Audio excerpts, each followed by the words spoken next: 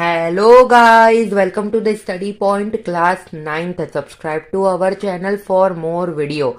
I hope you are doing very well and kept studying. So आज की video में हम class 10th science chapter 11 the human I and colourful world जो आपकी physics की branch से आता है, हम उस चैप्टर को डिस्कस करने वाले हैं। पूरा लाइन वाइज में आपको ये चैप्टर समझाने वाला हूँ, हैंड रिटन नोट्स भी बताऊंगा। ये मेरे साथ साथ आप लिखते चलोगे तो यही नोट्स भी आपके रहेंगे। और जैसा कि आप सभी जानते हो कि जो सीबीएसई है उसने आपका ह्यूमन आई जो टॉपिक है ये पूरा डिलीट कर दिया है, तो आपको केवल द कलरफुल वर्ल्ड पढ़ना है। तो हम डायरेक्ट द कलरफुल वर्ल्ड से ही स्टार्ट करेंगे। आपका जो कलरफुल वर्ल्ड में पहला टॉपिक आता है उसका नाम यही है, refraction of light through a prism. तो हम इसी टॉपिक से डायरेक्ट स्टार्ट करेंगे। अब देखिए, टॉपिक में ही प्रिज्म नाम का शब्द दिख रहा है, तो आपको इस प्रिज्म का मतलब जानना भी बहुत जरूरी है। प्रिज्म की डेफिनेशन ये होती है 3D dimensional figure with 3 rectangular faces and 2 rectangular one. ऐसा फिगर, ये देखिए, ऐसा फिगर जिसके 3 रेक्टेंगल होंगे। ये देखिए, ये 1 रेक्टेंगल, ये 2 रेक्टेंगल, ये 3 रेक्टेंगल और 2 ट्रेंगुलर होंगे। देखो, एक ट्रेंगल हो गया, ये दूसरा ट्रेंगल हो गया। मतलब ऐसा फिगर जिसमें 3 रेक्टेंगल होंगे और 2 रेक्टेंगल होंगे, हम उसको क्या बोलेंगे? प्रिज्म बोलेंगे। तो आई होप कि आपको प्रिज्म की डेफिनेशन समझ में आ गई होगी। और 3D dimensional figure with 3 rectangular faces and 2 triangular one. अब आगे चलते हैं। अब हम देखेंगे कि refraction of light through prism में, मतलब प्रिज्म में लाइट का रिफ्रैक्शन कैसे होता है।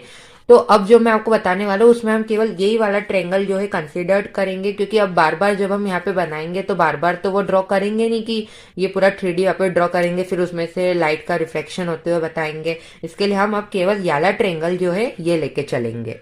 अब मैं टॉपिक शुरू करने से पहले chapter number 10 class 10th science की आपकी बुक का ही कुछ एक रेयर डेंसर वाला बता देता हूँ टॉपिक, ताकि मैं आपको जब रिफ्लेक्शन वाला टॉपिक बताऊँ तो आपको दिक्कत ना हो।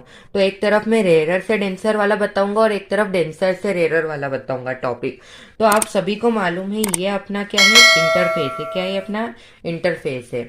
अब यहाँ पे अगर इंसिडेंट रे आई, क्या आई? इंसिडेंट रे आई। सपोज ये जो मीडियम है ये आपका रेयर मीडियम है। कौन सा मीडियम है? रेयर मीडियम है। और ये जो आपका कौन सा मीडियम है? डेंसर मीडियम है। कौन सा मीडियम है? डेंसर मीडियम है। अब अपन यहाँ पे 90 डिग्री का नॉर्मल ड्रॉ कर लेते हैं। आप सभी को मालूम है नॉर्मल क्या होता है, आपने चैप्टर नंबर 10 में पढ़ लिया है। अब जब कोई सी भी इंसिडेंट रे रेयर से डेंसर की तरफ जाएगी, रेयर से डेंसर की तरफ जाएगी, तो वो क्या होगी? Bend towards the normal. अब देखिए, इस रे को जाना कहाँ पे चाहिए था? ऐसा जाना चाहिए था, लेकिन ये चली कैसी जाएगी? ये ऐसी चली जाएगी। ये देखिए, ये क्या? बेंड टुवर्ड्स द नॉर्मल हो जाएगी। तो इसको जाना ऐसे चाहिए था, लेकिन ये चली कैसी गई? ऐसी चली गई। तो ये बात ध्यान रखेगा, जब रेयर से डेंसर की तरफ चीजें जाएंगी तो वो बेंड टुवर्ड्स द नॉर्मल होगी। और वही अगर हम केस जो है वो अपोजिट कर ले, क्या कर ले?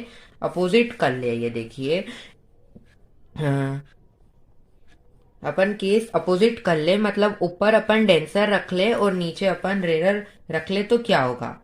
अब देखिए, जो नॉर्मल है आप डॉटेड लाइन से ही बनाना, क्योंकि अगर आप इसको पूरी ऐसी स्ट्रेट लाइन बना देंगे तो ये रियल में नहीं, ये अपन ह्यूमंस ने एज्यूम करी। क्या करी है? एज्यूम करी है। अब देखिए, इस लाइन को जाना ऐसे चाहिए थी, लेकिन ये चली कैसी जाएगी? ये अवे फ्रॉम द नॉर्मल चली जाएगी। कैसे से जाएगी? अवे फ्रॉम द नॉर्मल चली जाएगी। ये मैं बता रहा हूँ, आपको रिवीजन करवा रहा हूँ, क्योंकि ये आप पढ़ चुके हो। ये इस चैप्टर में आपको पढ़ना नहीं है, आप चैप्टर नंबर 10 में ही पढ़ चुके हो। ये जो टॉपिक ये है डेंसर से रेयर वाला है, डेंसर से रेयर की तरफ जा रही है, तो क्या होगी? अवे फ्रॉम द नॉर्मल होगी। अब ये भी आपको मालूम ही होगा कि फर्स्ट वाले केस में जो एंगल आई है ये बड़ा रहता है और एंगल आर जो है वो छोटा रहता है, और सेकंड वाले केस में जो है एंगल आर जो है वो बड़ा रहता है और एंगल आई जो है वो छोटा रहता है। ये सब आपको मालूम है, बस मैंने आपको शॉर्ट रिवीजन करवाया है कि आपको जब प्रिज्म से लाइट कैसे पास होती है ये बताओ, तो आपको दिक्कत ना हो। अब आई होप कि आपको इस वाले टॉपिक में आपको दिक्कत नहीं होगी। अब जरा यहाँ पे देखिए, मैंने यहाँ पे एक ट्रेंगल ड्रॉ कर लिया है, मैंने जिसका नाम दिया है ABC। अभी बेसिकली ट्रेंगल नहीं है, ये जो आपके प्रिज्म का फ्रंट पेज है ये मैंने ये ड्रॉ करा है। जैसे कि मैंने आपको बता दिया था कि अपन बार बार 3D ड्रॉ नहीं करेंगे, केवल हम इस वाले ट्रेंगल को लेके चलेंगे। तो देखिए, अब यहाँ पे देखिए, अब सबसे पहले ये जो प्रिज्म है यहाँ पे कौन सी रे फॉल होगी? इंसिडेंट रे फॉल होगी। तो हम ये इंसिडेंट यहाँ पे बना लेते हैं। पहले हाथ से क्या करेंगे? डॉटेड डॉटेड लाइन आप पहले बना लीजिएगा। अब जहाँ पे ये जो मीट करी है ये क्या होता है, पॉइंट ऑफ इंसिडेंस होता है, जैसे कि आप सभी जानते ही है। हम लेट कर लेते हैं कि ये पी और एस जो है आपकी क्या है, इंसिडेंट रे है। इतना समझ में आ रहा है। अब यहाँ पे देखिए हम नॉर्मल ड्रॉ करते हैं। देखिए यहाँ पे मैंने नॉर्मल ड्रॉ करी, नॉर्मल ड्रॉ करी। अब ये देखिए ऑब्वियसली ये बाहर क्या होगी, प्रिज्म के एयर होगी। तो ये कौन सा मीडियम है, रेयर मीडियम है। अब ग्लास जो है आप सभी जानते हैं ग्लास कौन सा मीडियम है, एक डेंसर मीडियम है। कौन सा मीडियम है, ग्लास डेंसर मीडियम है। तो रेयर से डेंसर की तरफ जाएगी तो बेंड टुवर्ड्स द नॉर्मल होगी। कैसी होगी, बेंड टुवर्ड्स द नॉर्मल होगी। तो ये जो रे है ये ऐसी चली जाएगी। इतना समझ में आया।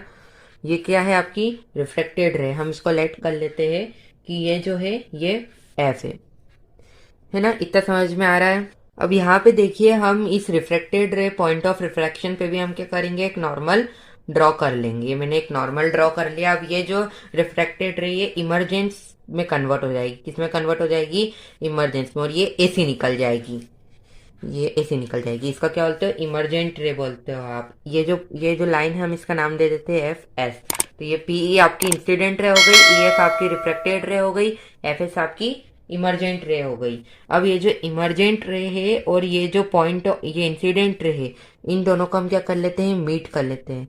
अब इनको डॉटेड लाइन से ही मीट करिएगा। तो हम यहाँ पे देखिए जिस पॉइंट पे ये मीट करी है हम इसको क्या बोलते हैं, एंगल ऑफ डेविएशन बोलते हैं। क्या बोलते हो, एंगल ऑफ डेविएशन बोलते हैं। इतना बात क्लियर है। तो हम यहाँ पे एंगल ऑफ डेविएशन ऐसे बनाएंगे, एंगल डी। ये क्या है, एंगल ऑफ डेविएशन है। अब इस नॉर्मल बीच में और इस इमरजेंट रे के बीच में ये जो एंगल बना है ये एंगल ऑफ इमरजेंट है। ये एंगल ऑफ इंसिडेंस है, ये एंगल ऑफ रिफ्रैक्शन है और ये एंगल ऑफ प्रिज्म है। यहाँ तक बात क्लियर है। अब समझ में आया। मतलब अगर प्रिज्म से लाइट पास होगी तो वो पहले तो इंसिडेंट है, फिर रिफ्रैक्टेड होगी, फिर इमरजेंट। और एंगल्स भी मैंने आपको बता दिया। अब जरा इन एंगल्स की एक और बार डिटेल में बता देता हूँ। तो अब जरा यहाँ पे देखिए पीई जो है ये पीई ये इंसिडेंट रे है, ई एफ जो है ये रिफ्रैक्टेड रे है, एफ एस जो है ये आपकी इमरजेंट रे है। जैसे कि मैंने यहाँ पे लिख भी दिया है।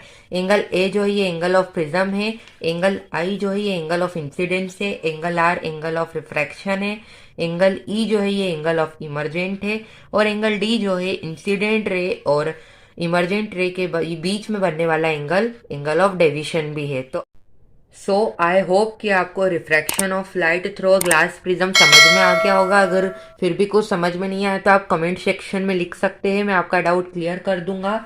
और अब इसकी नेक्स्ट वीडियो में हम देखेंगे dispersion of light by a glass prism. तो पहले आप ये टॉपिक क्लियर करिएगा, फिर ही ग्लास प्रिज्म व्हाइट लाइट में कैसे ट्रांसफर होती है उस पर जाइएगा। Okay, thank you.